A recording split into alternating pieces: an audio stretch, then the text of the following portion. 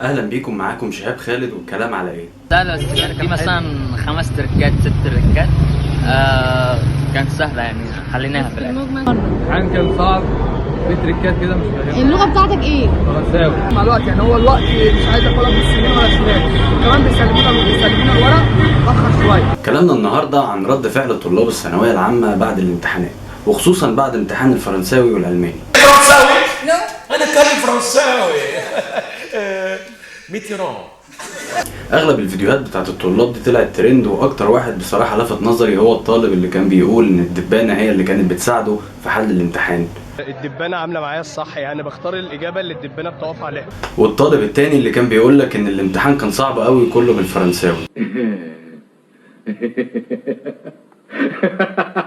طب هل انا جاي اتكلم معاكم بخصوص رد فعل الطلاب بعد الامتحان، وقد ايه كان دمهم خفيف، وقد ايه الدنيا كانت لذيذه ولطيفه، وان انا لما اتفرج على الفيديوهات من النوع ديت هضحك ومش هبص للجانب التاني، ان الطالب دوت ممكن في يوم من الايام يبقى دكتور او مهندس ويتعامل مع شغله بنفس الطريقه اللي بيتعامل بيها مع الامتحان. كل يوم يسمعني الشويه دول، كل يوم يقول لي جبتكم ليه؟ خلفتكم ليه؟ كان يوم اخبر يوم ما جبتكم، وانا مالي يا اخي؟ حد قال لك اعملها؟ يعني ممكن في يوم من الايام مثلا لما اروح اكشف عند الدكتور يقول لي هستنى افتح الشباك عشان اشوف الدبانه هتقف فين على جسمك عشان هو ده المكان اللي فيه مشكله.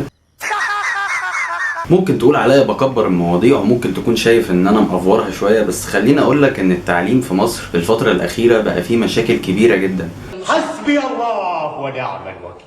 خصوصا ان اغلب الطلاب دلوقتي بقوا كلهم منطلقين على السوشيال ميديا، وبقوا بيتابعوا الغرب وشايفين ان الغرب في حته احسن مننا بكتير، وان التعليم عندهم انضف واحسن واسهل من عندنا بملايين المراحل. ما انتوا عايزينها ميغه تموتوا في اللغواصه. فالموضوع باختصار شديد هي دايره وما بتخلصش، يعني في الاول وفي الاخر الطالب اول ما هيخش المدرسه اول حد هيبتدي يحتك فيه من ناحيه التعليم هو المدرس. فاساسا اغلب المدرسين كلهم دلوقتي بقوا بيتجهوا للدروس الخصوصيه بسبب سوء الاحوال الاقتصاديه اللي في البلد، وشايفين ان المرتبات اللي بيقبضوها من المدارس مش احسن حاجه ومش الطف حاجه، ومش هي الحاجه اللي هتخليه يقدر يكمل ويقاوح في شغله ويطلع طلاب كلهم مبسوطين ومرتاحين وراضيين عن المستوى اللي هو بيقدمه لهم من حيث التعليم. تعرف في ايه؟ ايوه ايه في ايه؟ انتوا ايه واحنا مين ودول ايه ودول ايه؟ انا تعبان. فانت عشان تخلق لي بيئه تعليم كويسه لازم اول حاجه تهتم بيها هي مدرسين يبقوا على درجه عاليه من الكفء، ويبقى عندهم سياسه نفسيه للتعامل مع الطلاب، وما يفرقوش بين الولاد والبنات. زي ما اتكلمت قبل كده في فيديو حقوق الراجل ان مشاكل الرجاله والستات اصلا بادئين من اول الدراسه، من اول ما بيحتكوا ببعض في المدرسه. فلازم اغلب المدرسين يكونوا واخدين دوره تاهيليه للتدريس للطلاب دولت، ويعرفوا ازاي يتعاملوا مع الولد والبنت، وايه فرق التعامل بين الاثنين. يعني احنا خارجين كلنا متفقين.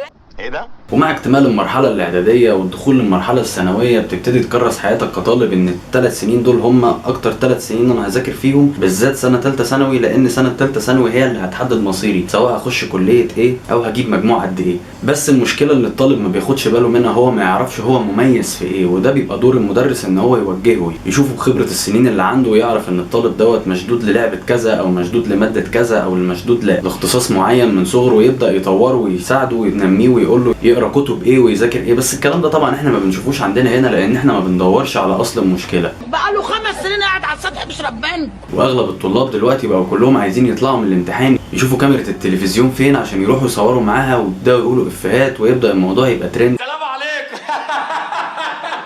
سلام عليكم، انتوا قناه ايه؟ والطالب بعد كده بدل ما هيفتخر ان هو جاب مجموع في الثانويه العامه سواء 99 او 100% حتى، بعد كده هيفتخر ان هو الفيديو بتاعه جاب كام فيو على اليوتيوب، والفيديو بتاعه عامل فيوهات قد ايه، وممكن كمان يتجه لمجال الفن. وكل دوت بسبب افيه ظريف جدا قاله بعد الامتحان، ومش مقدر فيه نفسيه اهله اللي قعدوا سنه كامله تقريبا بيمصوا في دمهم عشان يقدروا يوفروا له الفلوس بتاعه الدروس، ويقدروا يوفروا له جو ملائم يعرف يمتحن فيه. انا هنا مش جاي اجلد ذات الطالب، ولا جاي اتكلم عن الطالب بشكل شخصي، ولا جاي اقول عليه ان هو مستهتر او محلش حلو او حل وحش. انا كل اللي لفت نظري بالفيديوهات ان المواضيع كلها بقت ترندات، وبقت مواضيع كلها بتتجه ان احنا عايزين نضحك ونهيف من الموضوع الرئيسي اللي هو ايه، اللي هو الامتحان. يعني ما لقيتش حد مثلا اتكلم وقال ان الامتحان دوت تقييمه من عند 10 مدرسين ان هو جيد او صعب او في مستوى الطالب المتوسط. كل المؤشرات بتقول ان الامتحانات كلها عاديه جدا وفي مستوى الطالب الغبي. جمهورية مصر العربية، وزارة التربية والتعليم.